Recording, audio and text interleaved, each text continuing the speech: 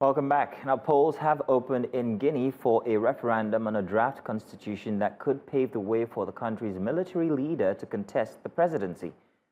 The vote is seen as a critical step in Guinea's transition from military to civilian rule and is being closely watched across the region.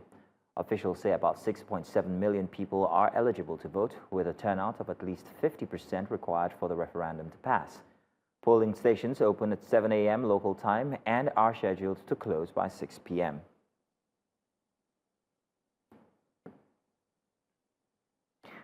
And joining us now is Ejike Okpa, Global Affairs Analyst from Dallas. Ejike, good afternoon. Thank you very much for joining us to discuss this. Now, Ejike, if you can hear, the polls have finally opened for the referendum. Is a referendum of this kind really the best step forward for the future of democracy in Guinea? Thank you for having me. And,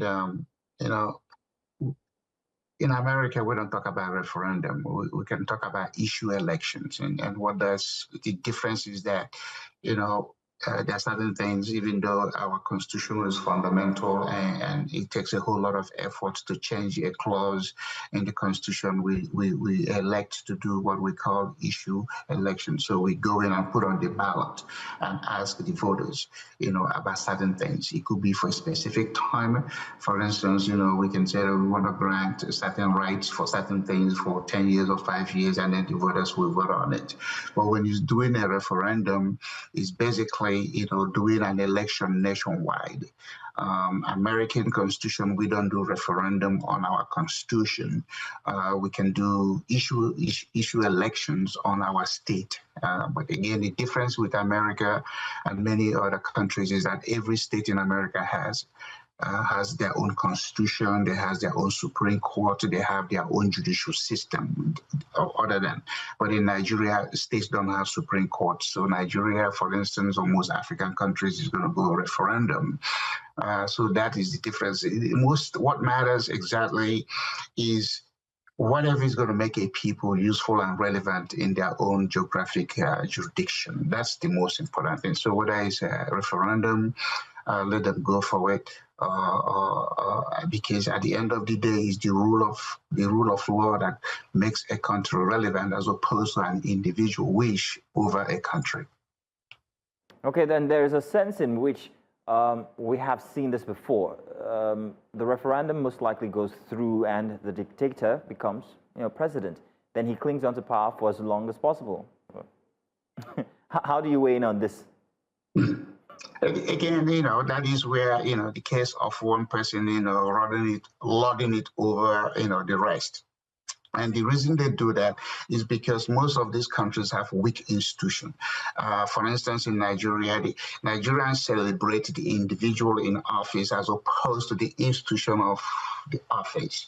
So the president can come in and have the Speaker of the House and the President of the Senate do their bidding because, by default, not by design, by default, it's a heavy, Nigeria or most African countries is a top-heavy government. In America, we said every politics is local. The strength of American Republic, which oftentimes is characterized as a democracy, is local. Our police is controlled by our local government, our city government, not even local government. Our water, our things that impact the individual is usually on the local side. But in Africa, then is the president's wish. If the president says, I want this thing done, oftentimes there's no pushback. So what Africans need to do is to build institutions that are formidable, that can stand up to when things are being done that does not suit them.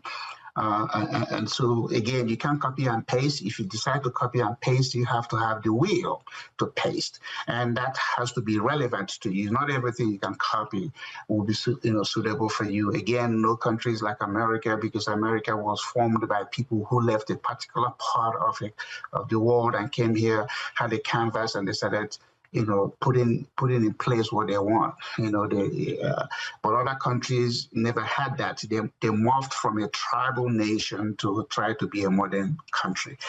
In the case of Nigeria, it's a tribal nation. Nigerians are not citizens, because at the end of the day, people are going to remind you of certain areas of the country you come from, so you cannot participate in certain areas that you're not originally from. That's what tribal people do. Citizens are the ones that develop successful nations. Tribal people don't.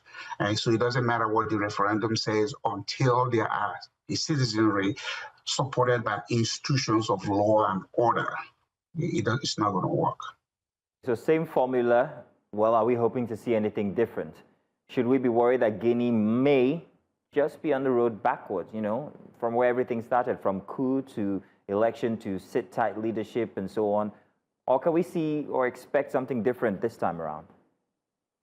Well, again, all of that is after the fact. They do this stuff and then people end up president for life. We know many countries, Uganda, Cameroon, the smaller Congo, where people have sat in office for 40, 30 years and they still don't want to go, even when they're not physically able to do the job, because they have the cheerleading squad behind them. They are in office. So that's what you see. But the thing is, if you have strong institutions, they won't be able to do that. There's got to be a term limit, and you can't even compare that to what you see in the Middle East, because a lot of the Middle Eastern countries are monarchs. They come from family structure, and they can't change that. But in Africa, Africans don't have monarchy. Even though you have a lot of people in countries that say they're this or that, they are not monarchies.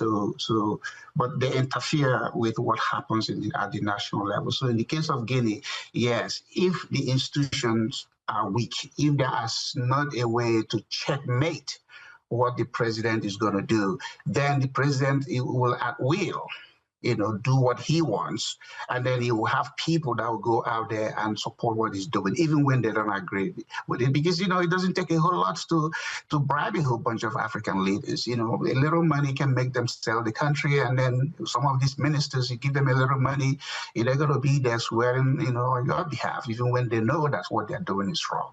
So it's got to default to institutions as opposed to individuals. And that's the bane of most of the African countries. They put a whole lot of weight on the individual as opposed to institution. Ejike, thank you very much for joining us and giving us your opinion on the matter. Thank you. Well, thank you for having me.